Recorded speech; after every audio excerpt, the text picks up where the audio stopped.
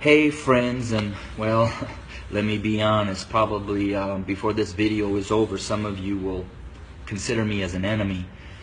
But I wanted to share a couple minutes about my thoughts, not only on the tragedies that we have been experiencing over these past months, and especially these last couple of days with the shootings of our black men, but what I'm coming to learn over my 23-year journey of being a white man, living and ministering amongst my black family here in several inner cities of Chicago. And I'm going to speak very black and white because, let's be honest, it's a black and white issue. I want to take you to the book of Exodus, chapter 1, and I wanted to share a little bit of what took place prior to the rise of Moses. When I read that, it talked about that the Pharaoh became concerned and very fearful that the Hebrew slaves were growing in number and in power. So in order to maintain their oppression, he put upon them great labor. He put upon the Hebrew slaves cruelty to keep them down. However, they still grew. And so he brought together some midwives, and he instructed them that when a Hebrew boy was born, kill him. Well, these midwives did not follow, and the Hebrew slaves continued to grow. Eventually, the Pharaoh became so hatred and towards those Hebrew slaves that he made a decree.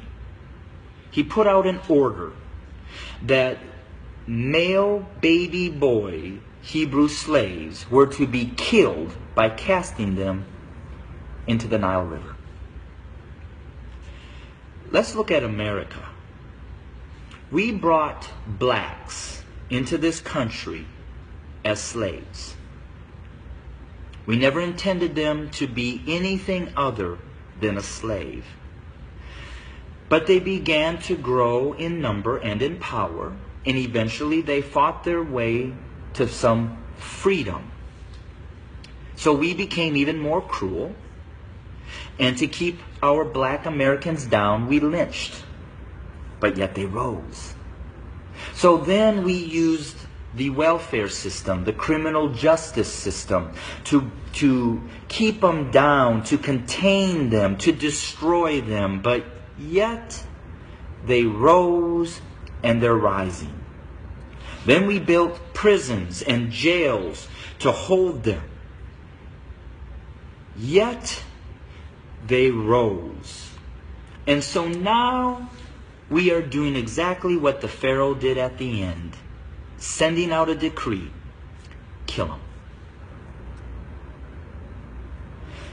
So until we admit that when we wrote this Constitution that all men are created equal, that we never intended to include our black brothers and sisters, our nation may end up facing exactly what the Egyptians faced when they refused to let God's people go.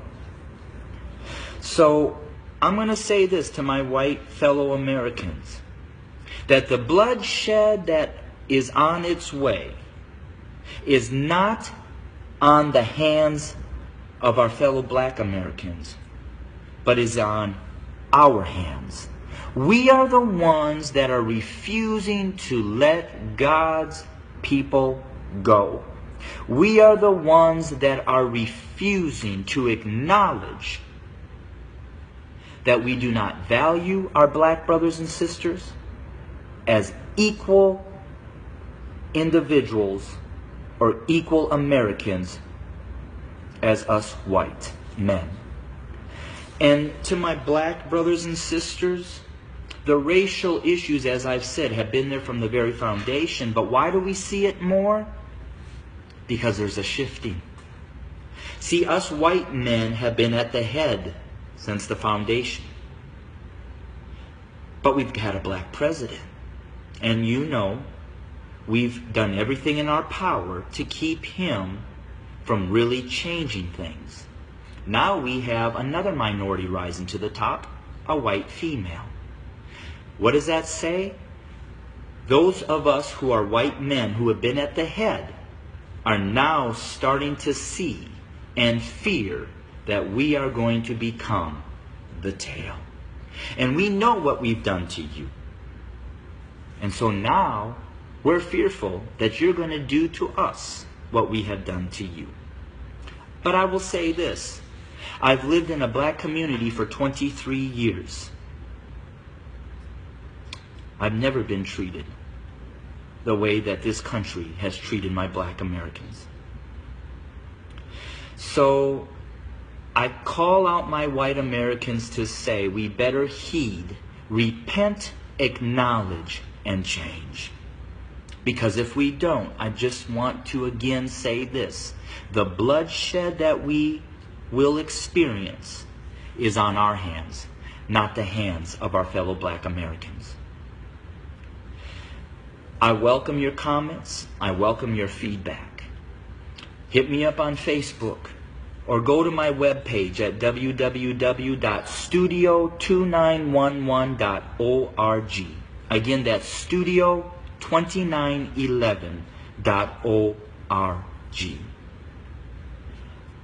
I don't necessarily know the answer, except for us white Americans need to repent, acknowledge the lies that we have taught, acknowledge our value system of equality. It is not here, and it does not include our black brothers and sisters.